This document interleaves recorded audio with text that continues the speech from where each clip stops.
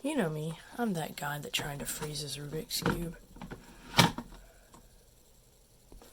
Okay, so this is Twizmo cards. Twizmo is a company that makes Rubik's Cube twists on different things. This is a twist on cards. So included in the box is the cube and the cards. So, if we take a look at the cards, it also includes instructions. If you take a look at the cards, it has this little poker roulette thingy on the back, and it has just all playing cards, but they're just square. So, the way Twizmo cards is played is you scramble up the cube. Okay, that's the fine scramble. Each player gets 3 cards. So I have my cards here, and I am able to make something with up to 6 cards. But if I only have 3 cards, how do I make 6? Well, I can use any 3 cards on the cube, but they have to be in a row. For example, I can't use this 10, and this queen, because that's not a row. It is diagonal, but it's not a row. You have to be able to turn it for it to be a row. Or I couldn't use this, and that, but I could use this, and this. So let's just try to think of a hand that we could use. These 3 cards, we don't have to use all of these 3 cards. We have to use at least one of these and at least one of these. So let's see what we can make. One thing I should point out, I have a 8 of clubs here and an 8 of clubs here. I can't use both of those because that would not be a possible hand if you were playing normal poker. And if you do not know which hands you can make, either one, if you've played Yahtzee, it's pretty much the same thing with that. And it also includes what the possible cards or hands are. So, yeah.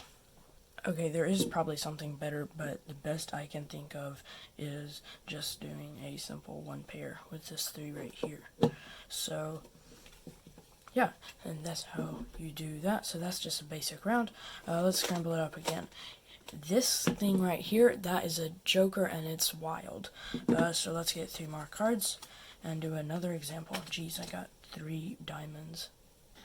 If only there was another diamond, then I would be able to do a flush.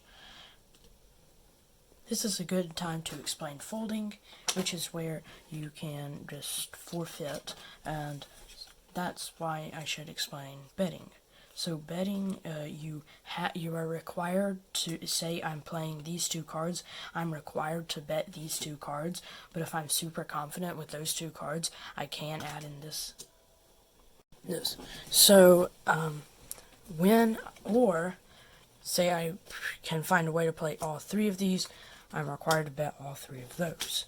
Or I can fold, like I said earlier, where if I think everyone else has a better hand than me, then I just fold, because say I do bet, or I play these 2, and then I'm super confident and play this one, then whoever wins that bet, and if I lose, they will get all of these cards. Now, what does it matter if they have these cards? Well, that brings us to the final round. The final round, say goodbye to the cube. You have to make a hand out of all the cards that you've won. And you have to have won at least 5 cards. So if I've only won 3, I'm not participating and everyone else does. So, for the final round, say I won all of these cards. Then I have to find something to play out of all of these cards. And I have to make my bet with that. There's no point in folding in the final round, because then there's no chance that you're going to win.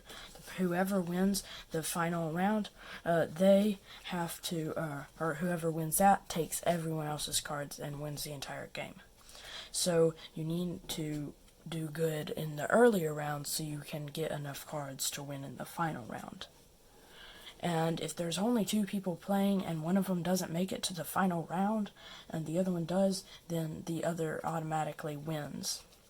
Speaking of automatically winning, there is a like an alternative thing that you can do.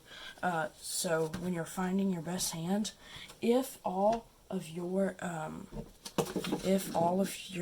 cards in your hand are on the cube, say I have a six of diamonds, a two of hearts, a six of hearts, a two of hearts, and a two of diamonds, then I in my hand, then I automatically win that round, but you don't tell anybody, you just bet all three of your cards.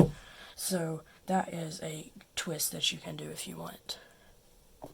So I hope you found this tutorial helpful. If so, make sure to click that subscribe button down below and ring that bell to be notified for any other things I do. This was episode 2 of a series I'm doing called Rubik's Cube Meets. The last episode was about a Rubik's Cube game console, and this episode is about a poker Rubik's Cube. So I will see you guys in the next one. Bye. I'm still trying to get this out.